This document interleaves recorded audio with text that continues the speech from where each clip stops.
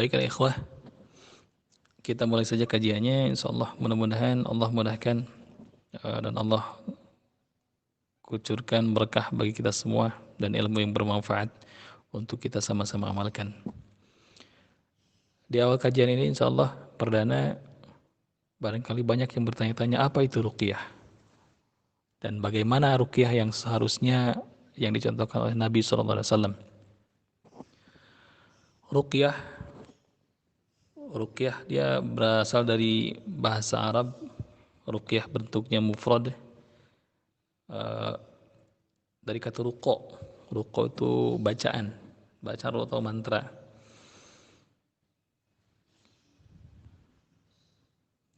Artinya itu ruqyah bisa berarti juga perlindungan al-audh, atau juga bisa diartikan mantra, jambi-jambi dan guna-guna. Sementara Ibnu Athir rahimahullah ta'ala menyebutkan bahwa ruqyah adalah perlindungan yang dipakai oleh peruqyah untuk mengobati penyakit seperti demam, ayan, dan yang lainnya. Ini bisa dilihat di kitab Al-Nihayah fil Gharib Al-Hadith juz 2 halaman 354.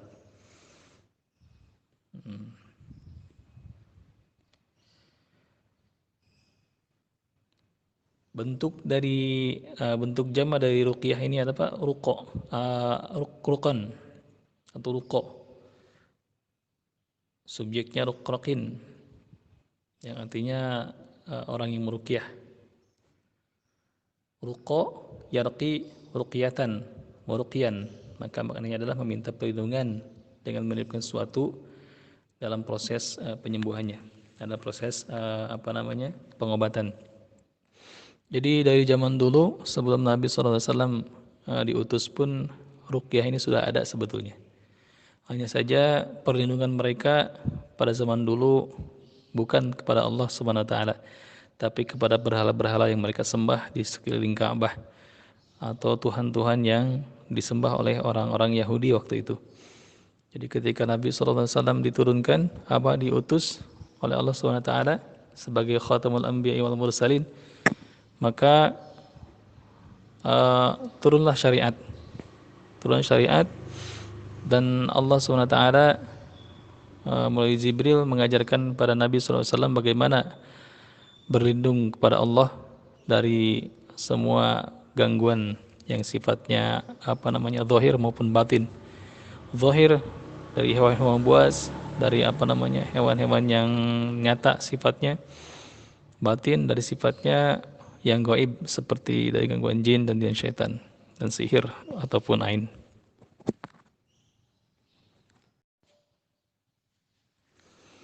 Nah, dari sini kita bisa mengenal perbedaan yang jelas antara ruqyah yang dibawa oleh Nabi SAW atau yang diajarkan oleh Nabi SAW dengan ruqyah zaman jahiliyah dulu. Karena ilmu sihir, mantra-mantra, jambi-jambi ini udah ada sejak zaman Nabi Nuh alaihissalam. Kemudian berlanjut puncak-puncaknya di zaman Nabi Sulaiman alaihissalam di negeri Babilonia. Ini dijelaskan di surat Al-Baqarah ayat 102.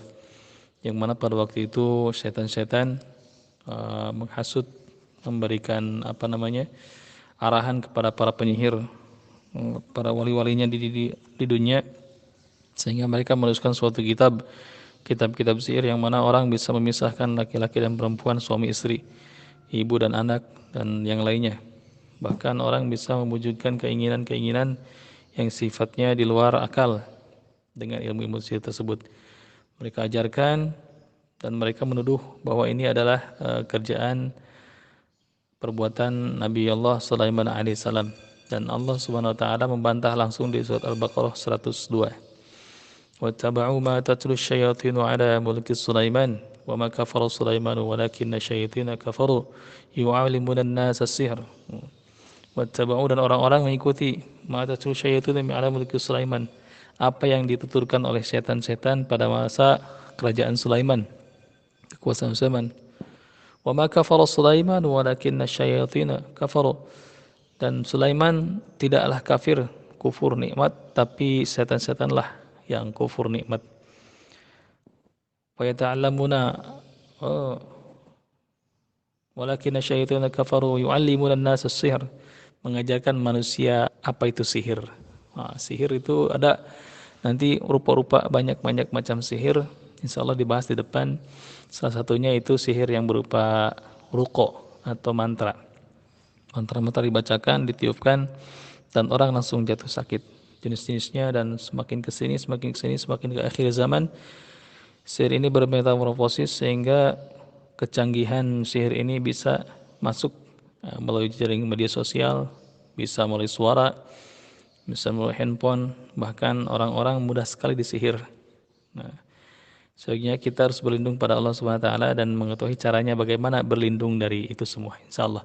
Karena wala yuflihus sahiru haitsu ata, sihir tidak akan menang dari arah manapun. Juga sihir apa namanya, kaidah-kaidah syaitan ini adalah kana dha'ifa, sangat lemah. Maka carilah perlindungan yang paling kuat, yaitu dengan mendekatkan diri pada Allah Subhanahu wa taala. Insyaallah di depan kita akan membahas sedikit demi sedikit dan perlahan-lahan apa itu titik beda atau perbedaan antara ruqyah syar'iyah dan ruqyah syirkiyah atau ruqyah metode dukuniyah. Yang mana ruqyah syar'iyah ini bersumber dari perkataan-perkataan Nabi, sunnah-sunnah Nabi, dan apa takrir Nabi. Maka ikuti syariat ini insyaallah kita tidak akan tersesat. Dan Rasulullah SAW banyak mencontohkan, dan barangkali nanti ada kerincuan, katanya Nabi melarang kita untuk meminta diruqyah dan diruqyah karena dia termasuk apa namanya, pencegah atau penghalang seorang masuk surga tanpa hisab. Nanti insya Allah dijelaskan di depan, karena kita harus paham dulu dari dasar apa itu ruqyah syar'iyah dan apa itu ruqyah syirkiyah. Namun yang paling jelas perbedaan antara keduanya, yang pertama, ruqyah syar'iyah ini menggunakan bacaan yang bersumber dari hadis Nabi juga sunnah Nabi SAW, terutama Al-Quranul Karim dan doa-doa yang pernah dipanjatkan oleh Nabi SAW ketika beliau memohon kesembuhan untuk diri sendiri atau untuk umatnya, untuk apa namanya, saudaranya ketika zaman itu. Sedangkan ruqyah syirkiyah dia menggunakan mantra-mantra yang sulit dipahami, bahkan membutuhkan ritual khusus, dan mantra ini tidak didengarkan langsung di depan pasien. Dia hanya berkomat-kamit dan sifatnya rahasia. Ada bahasa-bahasa yang sulit dipahami. Sama mantra yang dibacanya, cuman beda permohonan perlindungannya. Kalau ruqyah syar'iyah ini langsung pada Allah SWT, yang mana dicontohkan Nabi. Kalau mantra ruqyah yang sifatnya syirkiyah ini bacaan yang tidak pernah Nabi ajarkan, bahkan cenderung kepada permohonan kepada selain Allah Subhanahu wa taala. Apapun itu namanya. Mau itu tawasul, mau itu dia namanya wusul atau ngalap berkah atau apapun, sesuatu perlindungan memohon kepada selain Allah SWT, ini berbahaya bagi akidah kita. Yang kedua, perbedaan antara ruqyah syirkiyah dan ruqyah syar'iyah dengan ruqyah syirkiyah atau ruqyah syar'iyah dengan ruqyah non syar'i, yaitu dari cara dan praktek. Nabi SAW meruqyah langsung dengan suara di dekat telinga dan disentuh bagian yang sakit atau misalkan yang apa namanya yang terkena gangguan. Berbeda dengan ruqyah syirkiyah, ada kemungkinan ruqyah jarak jauh, bisa juga dengan ruqyah tanpa ada irtibat, artian tidak ada menyentuh, tidak ada bagaimana. Awas, hal yang perlu diperhatikan yaitu dalam hal menyentuh, terutama ikhwan ke akhwat yang bukan mahram dan bukan ahlinya, berhati-hati karena ada larangan yang sangat keras ketika seseorang meruqyah lawan jenis, terutama bukan ahlinya atau bukan istrinya. Ini sangat diharamkan. Jadi kalau misalkan antum seorang ikhwan diminta untuk meruqyah seorang akhwat, sebaiknya berhati-hati. Kalau bisa tolak atau arahkan kepada peruqyah yang akhwat lagi. Ini fitnahnya luar biasa.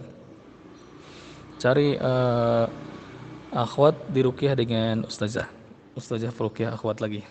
Jangan sampai kita yang meruqyah. Kecuali kalau kepepet istilahnya. Cari ahlinya atau cari mahramnya, suaminya atau kakak laki-lakinya atau keluarga yang laki-lakinya atau ayahnya atau kakeknya atau uaknya. Jangan sampai kita meruqyah sementara di tempat tersebut akhwat semuanya. Kita orang lain dan masuk dan meruqyah. Karena setan selalu punya cara bagaimana cara menghancurkan pejuang-pejuang Allah Subhanahu wa taala. Bagaimana mereka terjerumus dan kita akhirnya jatuh ke lembah kenistaan. Naudzubillah, tsumma naudzubillah. Kedua, kita pun dilarang untuk meruqyah akhwat dengan cara menyentuh langsung. Maksudnya nanti kalau kita Allah takdirkan meruqyah akhwat yang lain, usahakan yang menyentuh ini mahramnya atau orang keluarganya. Kita hanya membacakan dan mengarahkan sentuh sebelah sini sentuh. Dan usahakan jangan melihat langsung. Pakai niqab, pakai cadar, pakai mukena si pasiennya ini. Jangan sampai vulgar. Karena yang namanya orang kesurupan, orang yang nyurup atau orang yang ada terjadi reaksi, ini di luar kontrol. Kadang-kadang auratnya terbuka dan kita tidak sengaja melihat. Dan kita berharap rahmat dari Al-Quran ini, sementara cara kita bukan mengundang rahmat tapi mengundang laknat dari Allah SWT. Hati-hati, jangan mencari kesempatan dalam kesempitan. Walaupun kita tidak berusaha untuk mencari itu, tapi setan selalu mempunyai cara bagaimana cara menjerumuskan kita ke arah sana. Naudzubillah. Terus usahakan jangan menyentuh tadi. Ini Syekh Yasin kemarin tanya barangkali bagaimana cara meruqyah perempuan, kan yang namanya menyentuh kan itu bagian dari proses penyembuhan, asal tidak mengandung syahwat dan kita menggunakan sarung tangan dan dia menggunakan pakaian yang tebal barangkali atau tertutup, boleh kan? Nah, mungkin itu hujahnya. Nah, kalau kita ke arah syariah, jangan sampai kita menyentuh walaupun kita menggunakan sarung tangan yang tebal atau mungkin pasien kita yang akhwat ini menggunakan pakaian yang sangat tebal juga sehingga tidak ada rasa apa gimana. Tapi ingatlah, yang namanya sakit batin atau ruhani ini sifatnya ruhani, tidak terlihat. Sedangkan jasmani terlihat. Ada yang berhujah, dokter juga kan boleh. Saya dokter-dokter kandungan lihat kemaluan perempuan boleh. Pegang mohon maaf, pantat perempuan untuk disuntik juga boleh. Kita juga sama kan penyembuh. Toh misalkan sumber penyakitnya di area kemaluan bagaimana? Berbeda, akhi. Berbeda antara kita dengan dokter. Kalau dokter ya menyembuhkan penyakit yang sifatnya jasmani atau terlihat. Sedangkan kita berupaya untuk menyembuhkan penyakit yang sifatnya rohani yang tidak terlihat. Dan kita tidak tahu di mana letaknya ruh. Apa di dada atau di kepala atau di bawah atau di atas. Wallahu a'lam. Atau di ubun-ubun. Maka obat jasmani dengan jasmani lagi dan obat rohani dengan cara rohani lagi. Cukup bacakan Al-Quran bukan dengan menyentuh. Bacakanlah Al-Quran sampai mungkin kepanasan atau bagaimana, bacakan terus Al-Quran. Kalau ayat ruqyah, pilih ayat ruqyah yang sifatnya membakar. Nah, insya Allah setan pun dari kalangan jin tidak akan tahan dengan suara Al-Quran ini. maka hindari menyentuh lawan jenis, pasien lawan jenis agar rahmat Allah SWT turun. Nah, nanti insya Allah cara meruqyah, cara bagaimana mempersiapkan diri untuk meruqyah dan cara bagaimana untuk membentengi setelah ruqyah kita pelajari bersama-sama di grup ini insya Allah.